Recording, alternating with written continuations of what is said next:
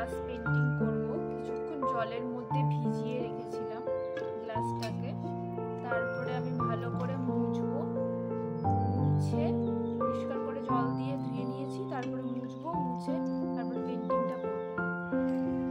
এই যে মাটির গ্লাসটা ধুয়ে নিয়েছি, ধুয়ে নিয়ে ভালো করে শুকনো করে মুছে নিয়েছি। তারপর আমার পেন্টিংটা করতে যা যা লাগবে, আমার লাগবে হলো কালার লাগবে আর তুলি লাগবে, ফেব্রিক, সাদা লাল ফেব্রিক নিয়েছি আর তুলি নিয়েছি। তাহলে গ্লাস পেন্টিং শুরু করে দিচ্ছি। প্রথমে লাল ফেব্রিক দিয়ে পুরো লাল কালার করে নেব।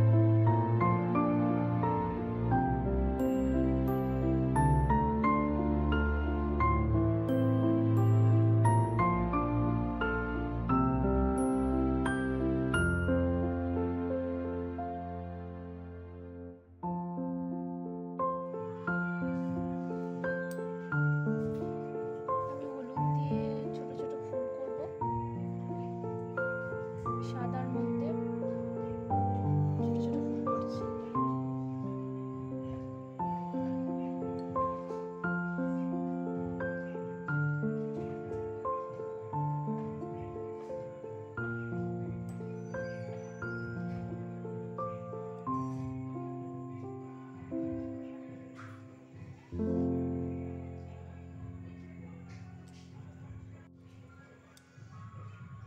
এই জায়গাটা একটু ফাঁকা ফাঁকা লাগছে, তাই জন্য কিছু একটা করে দিই।